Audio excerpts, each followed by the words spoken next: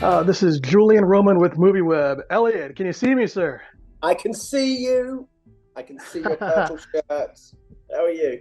First off, congrats on a really great film. I love Westerns. I liked it tremendously. So I guess my first question is, I went through the production notes and you talked about how arduous it was shooting over this 22 days in Alberta. What was the most difficult point of the film for you? I didn't sit down.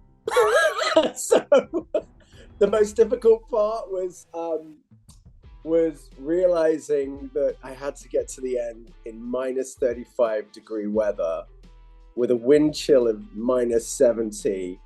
But however bad it was for me, it was 1,000 times worse for those poor actors in period clothing. But yeah, that was probably the hardest part. I gotta say that, Peter and Juliette are famous for playing these iconic badass characters, and Jones and Cutthroat Bill are up there with two of the best performances they've done. It was just really amazing work. Talk Wow. about what they brought on film to the other cast. I mean, what was it like directing them? Talk about their gravitas.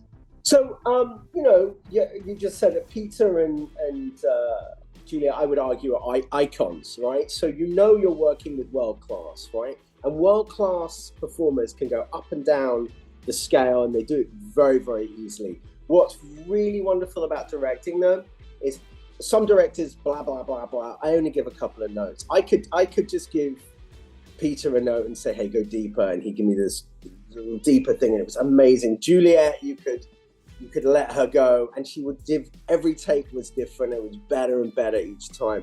No, it was a real delight. You're working with two phenomenal actors, and that makes your job really, really easy. You cast right. That's the secret. Cutthroat Bill is so menacing, but he's part of this whole theme of these orphans shaped by cruelty to become these like really menacing killers.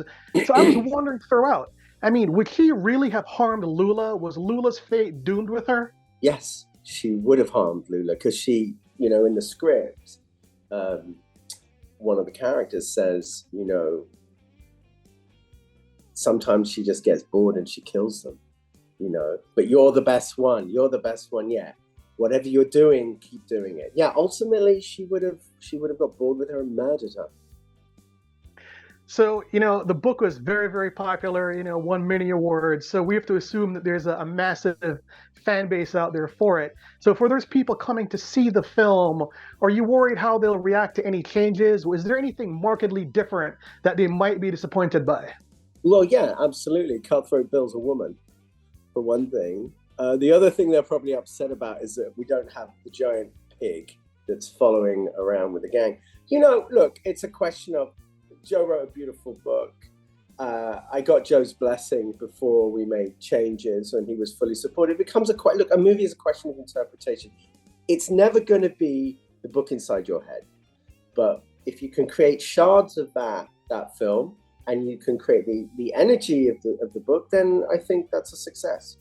All right, so I love me some Metallica. I've seen Metallica like 10 times, and you're probably going to get this question a million times today.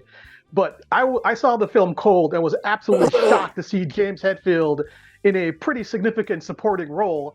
How did he end up on this project? It's like a strange casting. I'm so happy you asked this question. I love telling this story. So I had a dream about James Hetfield being in the movie. And I woke up in the morning, and Peter's my producer as well. And I called him. I said, Peter, we have to have James Hetfield. And Peter was like, you're right, we have to have James Hetfield. So I started making calls to get James Hetfield. Peter had a friend who had made this documentary called Anvil many, many years ago. And we got hold of James within 3 days, and we signed him up. And I remember doing a Zoom with him, and he was just like, I've always wanted to be in a dark and twisted Western, and I'm at the point in my life where I want to do that. So, James flies into Calgary, and he slots right in. He's got like a real cowboy Western presence. He's got that incredible voice. This is the largest role he's done, arguably, and he was very, very humble. He knew what he knew what he didn't know, and he put his trust in me and the film, and I think that the results speak for themselves. Bravo. We have to wrap. So thank you, sir. Great film. I Oh, really bye, enjoyed Julian. it. See you later.